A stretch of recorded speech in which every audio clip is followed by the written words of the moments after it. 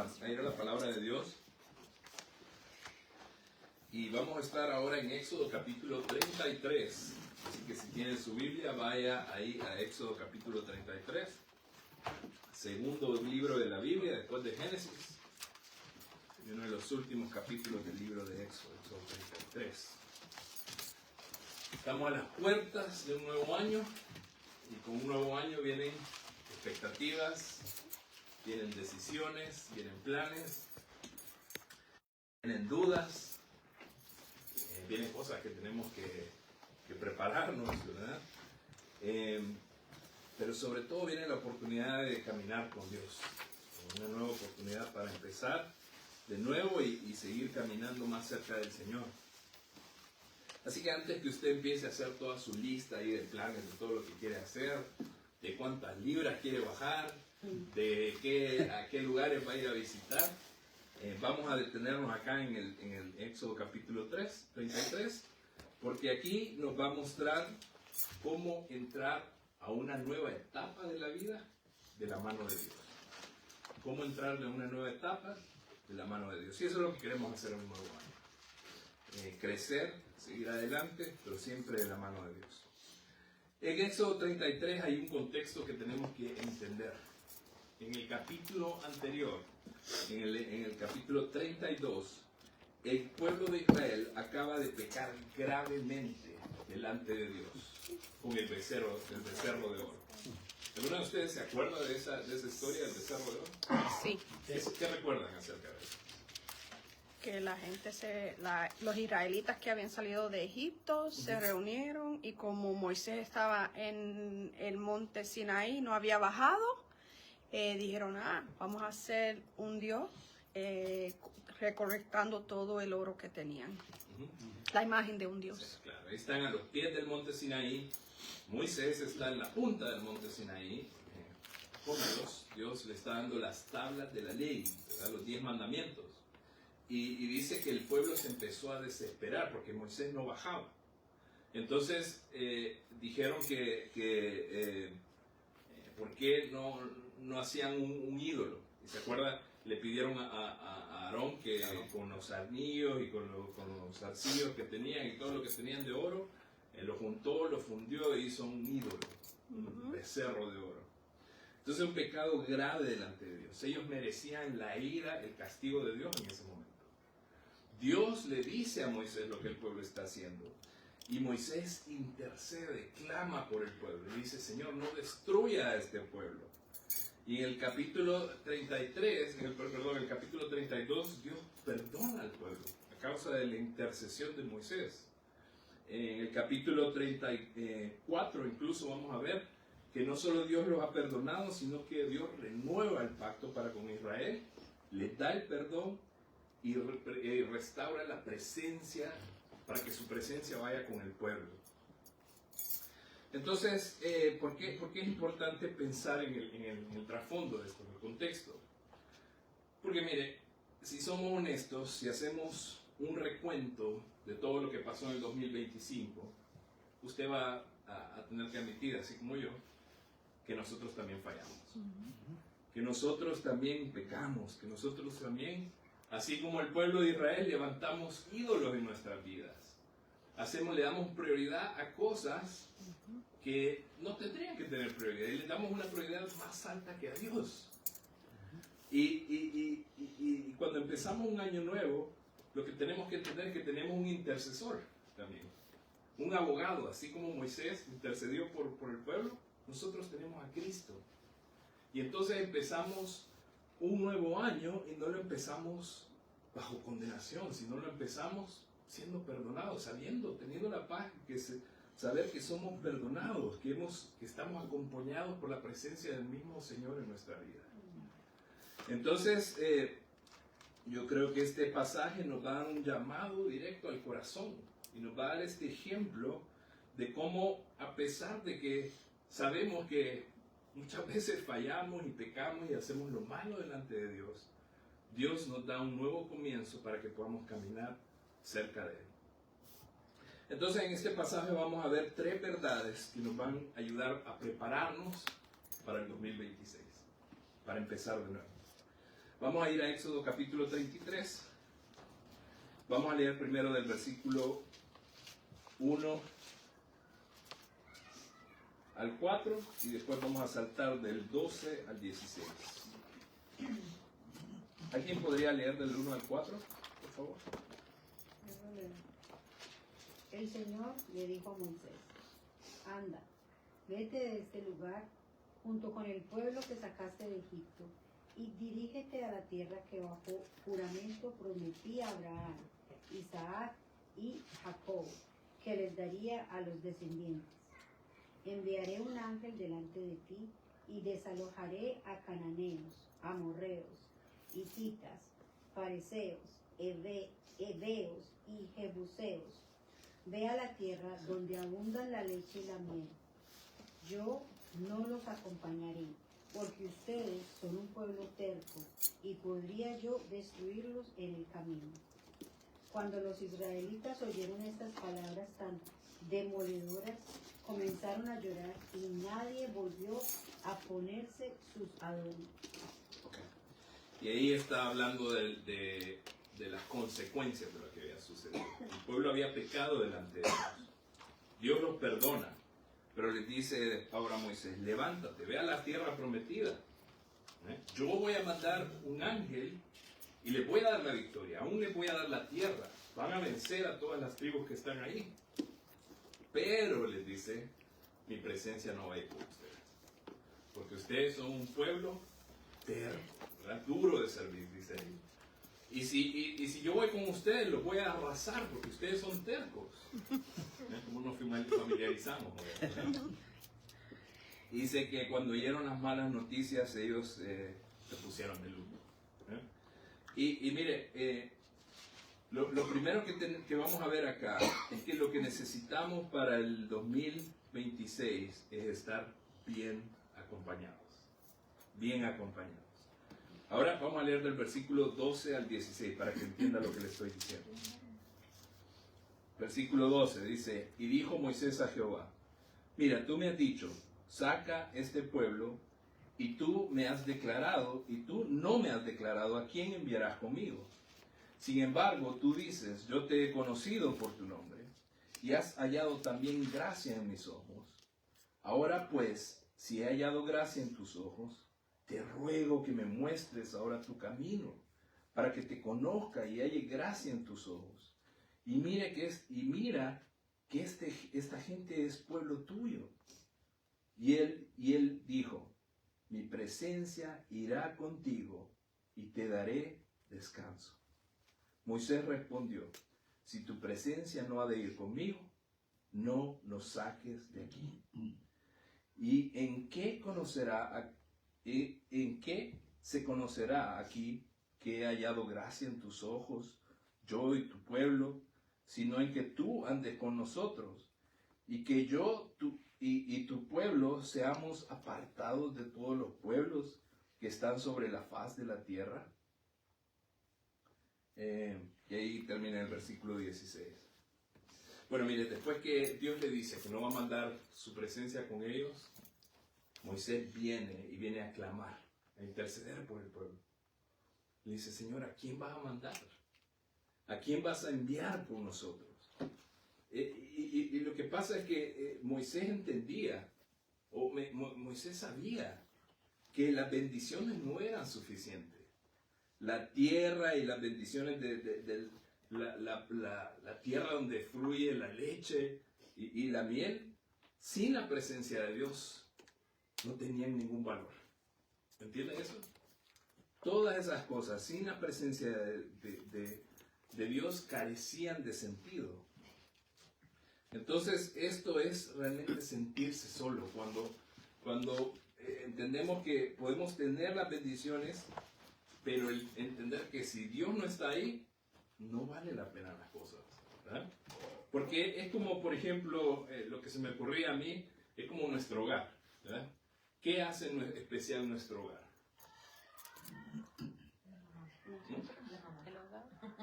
La mamá. La gente que vive ahí, ¿verdad? La gente que vive ahí. Sin la gente que está ahí, en el hogar, la familia, ¿qué es ese lugar? Una casa Una- vacía. Es solo un edificio. edificio. Lo que hace importante un hogar son todas esas memorias, ¿verdad? Ese amor de los padres a los hijos, los hermanos. Y Moisés expresa esto con su corazón, ¿verdad? ¿De qué nos sirve tener la tierra prometida si tu presencia no está con nosotros? Entonces yo no quiero, dice en el versículo 15, si tu presencia no ha de ir conmigo, no nos saques de aquí. Por eso le digo, lo primero que tenemos que asegurarnos es que estamos bien acompañados para el 2026. Que podamos disfrutar de la presencia del Señor. La soledad es algo terrible, pero estar sin Dios es la peor soledad que existe, ¿no? La soledad es algo doloroso, algo que afecta la mente, el corazón, las emociones, incluso la salud.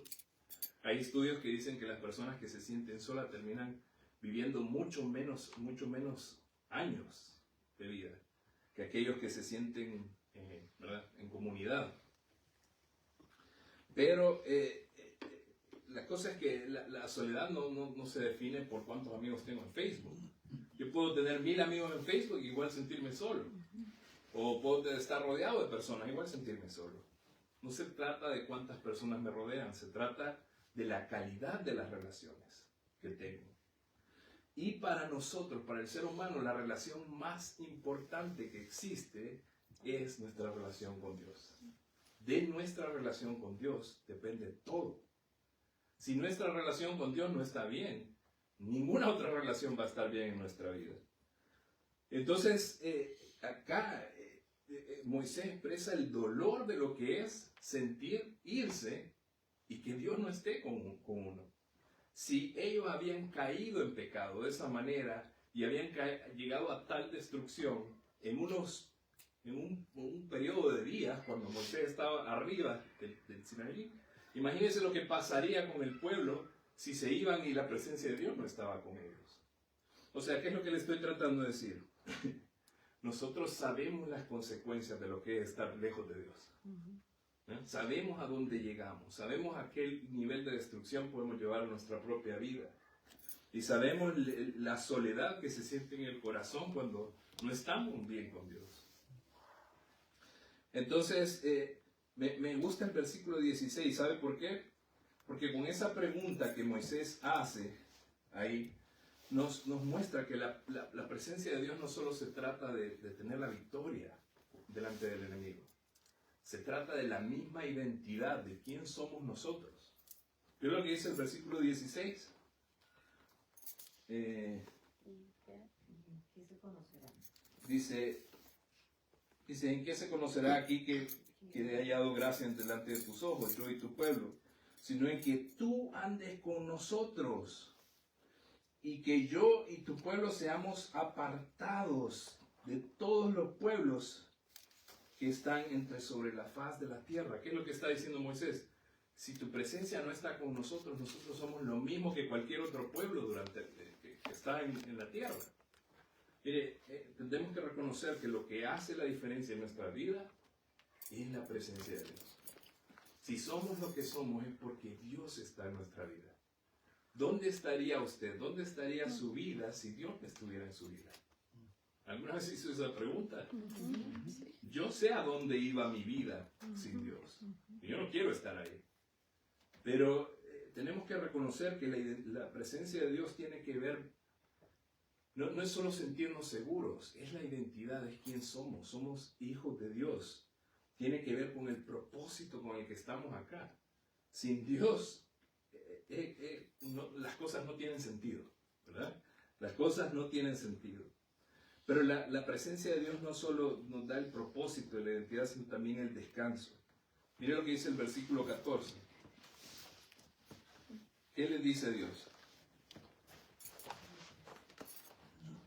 Mi presencia irá contigo y te daré descanso. Te daré descanso. La hermana Nete estaba diciendo que las circunstancias no cambiaron para ella. Yo ya he experimentado eso. Que oro por algo y no es que Dios cambie las cosas por afuera, cambia mi corazón y me ayuda a depender de Él y a descansar en Él y me da paz que yo no entiendo porque las cosas no han cambiado. Pero Pero así es Dios. Su presencia nos da descanso. Como cuando un niño está enfermo y se siente mal y mi hijo lo agarro y cuando él sabe que yo estoy con él, puede descansar. Así la presencia de Dios trae descanso a nuestra vida. Y yo sé que quizás muchas veces en el 2025 nos sentimos sin rumbo y sin esperanza. Así es cuando no estamos con la presencia de Dios, sin rumbo y sin esperanza. Que las cosas no funcionan, que los planes no van, que los sueños no se cumplen. Y uno a veces hasta tiene la audacia de decir, Señor, ¿dónde estás? No es que Dios se fue, es que quizás nosotros queríamos hacer nuestra propia voluntad y nosotros nos alejamos de Él. Pero la presencia de Dios no nos abandona. Mire, la buena noticia de la que hablamos toda esta Navidad fue acerca de Emmanuel. ¿Se acuerdan? Y decíamos, Emmanuel, el nombre del Señor Jesucristo, Dios con nosotros. Qué gran verdad esta. Que el Hijo de Dios vino y se hizo carne para habitar en medio de nosotros. Y no solo habitó en medio de nosotros, sino que por medio de su sacrificio, ahora su Espíritu vive en nosotros. La palabra de Dios en Efesios capítulo 1 habla de que hemos sido sellados con el Espíritu Santo de la promesa. La presencia de Dios no nos abandona. Entonces, a diferencia del pueblo de Israel, nosotros podemos entrar a este nuevo año con la plena certeza de que no estamos solos. Que la presencia de Dios siempre está con nosotros. Quizás usted enfrentó enfermedad, enfrentó necesidades económicas, relaciones que se rompieron, problemas con personas, pero lo que no se puede olvidar es que Dios nunca le abandonó en el 2025. Dios siempre estuvo ahí. Quizás usted quiso apartarse de Dios. ¿Se acuerdan cuando veíamos de Adán y Eva, cuando ellos pecaron y se escondieron de Dios? Bueno, nosotros hacemos lo mismo. Cuando queremos hacer nuestra propia voluntad, nos escondemos de Dios. Nos queremos esconder de su presencia, aunque eso es imposible. Pero Dios no es un Dios que abandona. Entonces, empezando el 2026, yo espero que usted se dé cuenta que el mejor lugar para estar es bajo la voluntad de Dios. Amén. El mejor lugar para que usted viva su vida es bajo la voluntad de Dios. Y vemos el clamor de Moisés cuando le dice, si tu presencia no ha de ir conmigo, no nos saques de aquí. Espero que esa sea nuestra oración, que eso sea nuestro clamor, pero que también lo entendamos bien. Moisés no le está diciendo a Dios, Señor, manda tu presencia donde sea que yo quiera ir. Moisés no está diciendo eso. ¿Verdad? Yo voy a ir allá a hacer mis planes, tú manda tu presencia para que vaya conmigo. No, lo que está diciendo es, yo me rindo a ti para poder hacer tu voluntad, para estar donde tú quieres que yo esté, para hacer las cosas que tú quieres que haga. Entonces, yo espero que su oración en el 2026 pueda ser, Señor, no me dejes salirme ni un centímetro fuera de tu voluntad. Amén. ¿Verdad? No me dejes salirme lo más mínimo. Quizás usted ya se americanizó y dice pulgada, ¿verdad? Diga, Señor, no me dejes salirme una pulgada y 3/4 de tu voluntad. Porque quiero vivir en tu voluntad. Quiero hacer lo que a ti te agrada. Prefiero, y mire, esto es lo que me impacta acá del clamor de Moisés. ¿Dónde estaba Moisés en el momento que le dice esto a Dios? En el monte Sinaí, con el pueblo. Solo. En una campaña, una tienda de campaña. No sabemos exactamente dónde está. Acá en el desierto. Moisés tomó una tienda de campaña y la armó a cierta distancia de la campaña. Está en el desierto. Es cierto. Moisés está en el desierto. Pero piensen lo que está diciendo Moisés. Dice, no me saques de aquí. Si tu presencia no ha de ir conmigo, no nos saques de aquí. O sea, ¿qué es lo que le está diciendo? Señor, yo prefiero estar en el desierto contigo que en la tierra prometida con todas esas bendiciones y sin ti. Ojalá que ese sea el clamor de nuestro corazón. Señor, a pesar de que haya pruebas, a pesar de que haya tiempos difíciles, yo prefiero estar contigo. Que tener todos los lujos y las cosas que este mundo me ofrece, pero sin ti. ¿De qué me sirven todas esas cosas?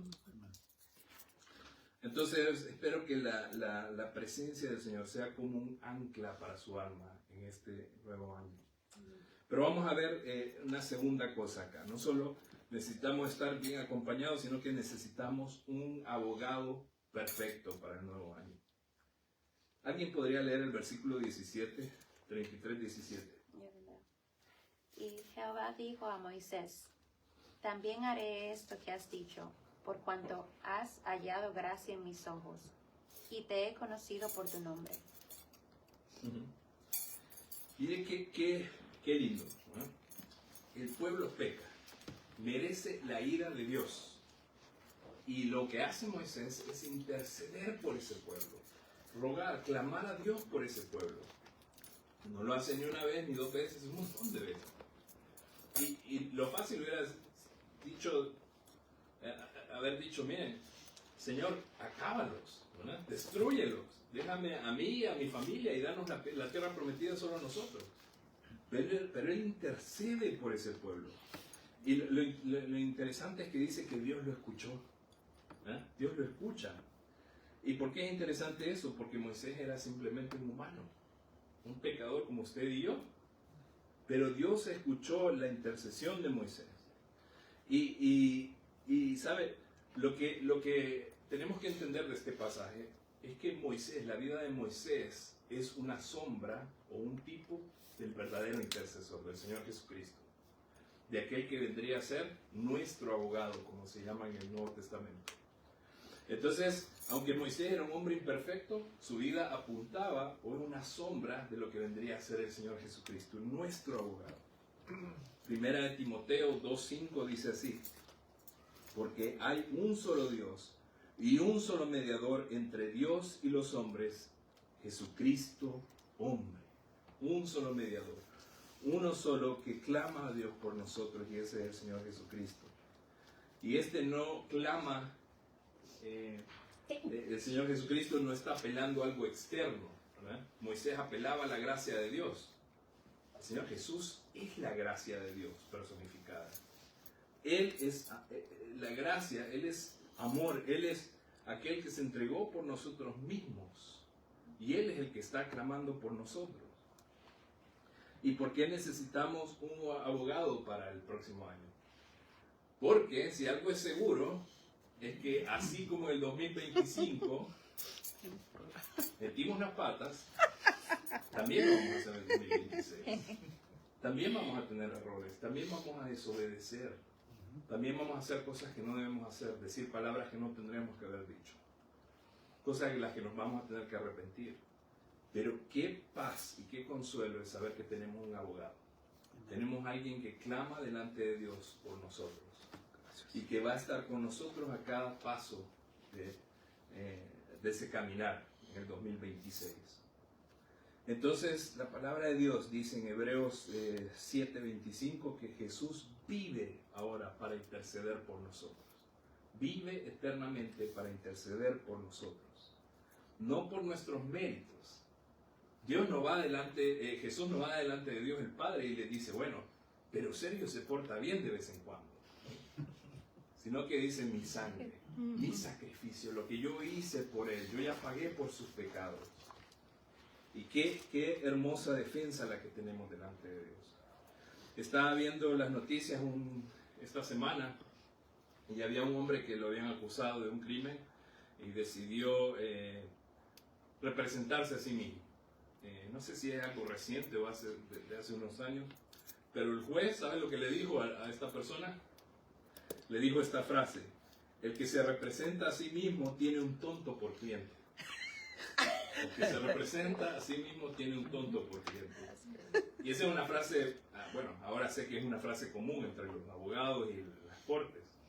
La idea es que una persona jamás debería representarse a sí mismo. Tendría que tener un experto legal que no tiene ningún peso emocional para poder representarlo.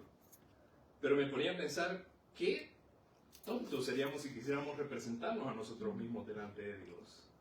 ¿Qué es lo que le diríamos? ¿Cuál sería nuestro argumento? Sin embargo, tenemos un abogado en el que podemos descansar, ¿verdad? Que no va a Dios el Padre por nuestros méritos, sino que podemos descansar en que Él ya hizo la obra completa por nosotros. Un representante perfecto. Por eso le dije que necesitamos, no un abogado perfecto, un representante perfecto, que es el Señor Jesucristo. Si nosotros tuviéramos que representarnos a nosotros mismos, huiríamos de la presencia de Dios, como lo hizo Adán y Eva. ¿Se acuerdan que hablábamos de eso hace una semana? Como cuando pecaron, ellos se alejaron de Dios por vergüenza. Sin embargo, nosotros ya no tenemos que alejarnos avergonzados. Hebreos 4:16 dice que podemos acercarnos confiadamente al trono de la gracia, donde podemos alcanzar misericordia y hallar gracia para el oportuno socorro. Podemos ir delante del juez sin ningún miedo. Entonces, vamos a fallar, sin duda, el 2026, pero tendría que haber paz en nuestro corazón. Juan 1:21, primera de Juan 1:21 dice: abogado tenemos para con el Padre, a Jesucristo el justo. Entonces, la palabra de Dios nos da la confianza de que en el nuevo año podemos seguir confiando en ese representante que jamás nos deja. Entonces, mire, no entre al 2026 lleno de culpas, ¿verdad? Porque yo sé que uno se pone a pensar en estas fechas y piensa en todas las cosas que dijo y lo que no tendría que haber dicho, las cosas que no hizo, o las cosas que hizo mal, y empieza a llevar la culpa, y Satanás empieza a acusarlo. Pero no entre en el 2026 con esas culpas. Declare, confiese todos esos pecados delante de Dios y sepa que ese abogado está dispuesto a pelear por nosotros y ya ganó el perdón por nosotros. Entonces, la tercera cosa que necesitamos no es solo estar en buena compañía, tener un buen abogado, sino, número 3, estar bien enfocados. Bien enfocados. ¿Alguien podría leer el versículo 18, por favor? Él entonces dijo: te ruego que me muestres tu gloria. Te ruego que me muestres tu gloria. Y de lo que vamos a hablar es de estar bien enfocados en el sentido de anhelar la gloria de Dios. Si usted nunca leyó este pasaje, yo le animo a que lo lea después, del 18 en adelante. Habla de que después de que Moisés experimenta el perdón de Dios para el pueblo y Dios les restituye, les promete que les va a dar su presencia, surge en el corazón de Moisés un anhelo por ver la gloria de Dios. Y le dice: te ruego que me muestres tu gloria. Y Dios le dice: bueno, no te puedo mostrar mi gloria, porque si te mostrara mi gloria, si tú me vieras cara a cara, morirías. Claro, porque era un hombre pecador. Acuérdense, Cristo todavía no había venido, no había perdonado los pecados. Moisés hubiera muerto. Entonces dice la historia de que Dios lo pone junto a una peña y hace pasar su presencia, su gloria, y dice que lo cubre con su mano. Y después que la presencia de Dios pasa, Moisés puede ver las espaldas de la gloria de Dios. Y es un pasaje muy interesante. Pero qué lindo ese anhelo vivo en el corazón de Moisés. El querer ver la gloria de Dios. Empezar esta nueva etapa queriendo ver la gloria de Dios. Esta debería ser nuestra meta también. Poder ver la gloria de Dios en todo lo que hacemos en el 2026. ¿De qué hablamos cuando decimos ver la gloria de Dios? ¿Qué se le ocurre?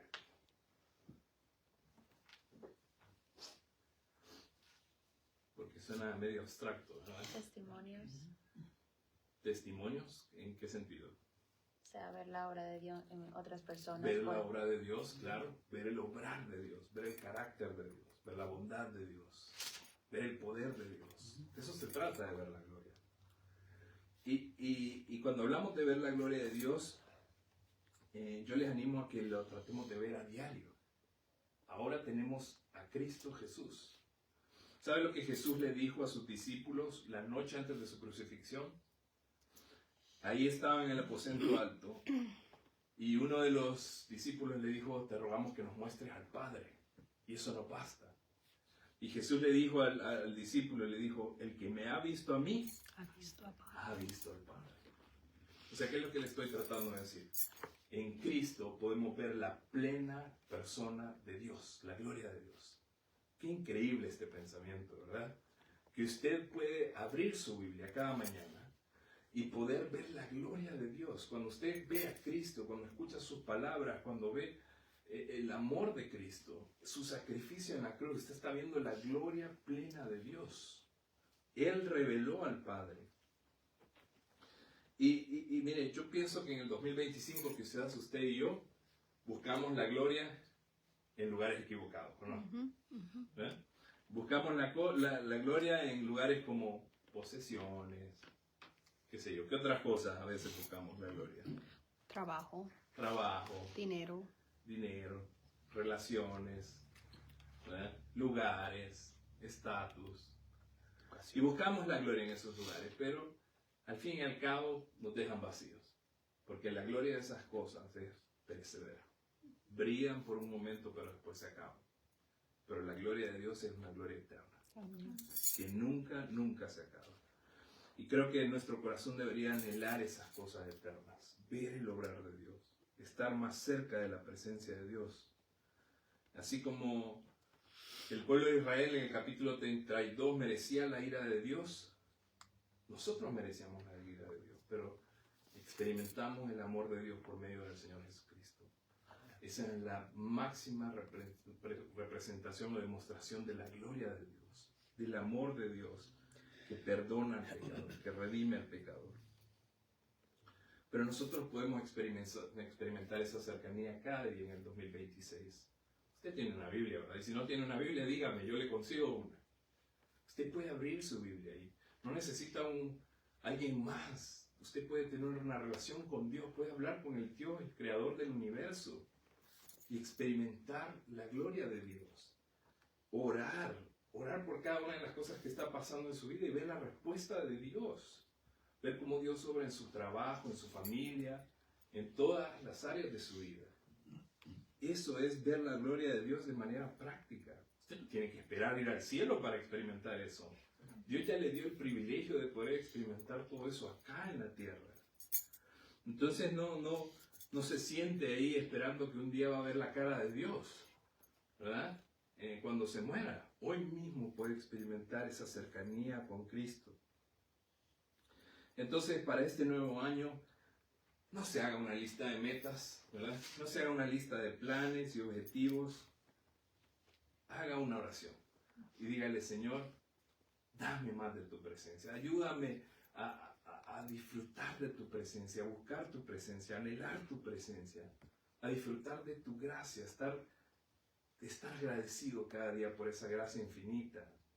Y ayúdame a ver tu gloria en cada aspecto de mi vida.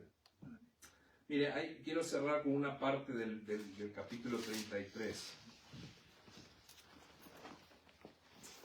Los primeros versículos que leímos del 1 al 4 hablaban de que Dios les dijo que ya no les iba a mandar, ya su presencia ya no iba a estar con ellos, ¿verdad?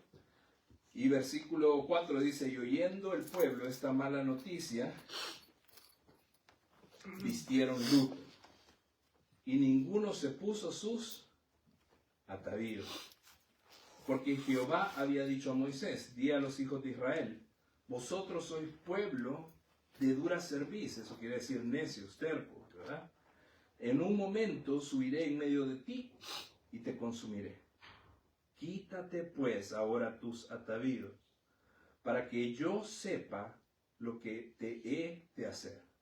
Versículo 6. Entonces los hijos de Israel se despojaron de sus, ¿qué? Atavíos. Desde el monte Horeb.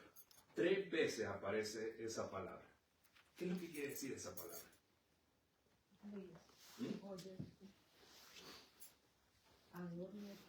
Adornos, joyas. Mire, esta no es la ropa normal que uno se pone de día a día. Los atavíos eran joyas, cosas especiales que uno se ponía, adornos que uno vestía para ocasiones especiales, para celebrar. en momentos de alegría y de celebración.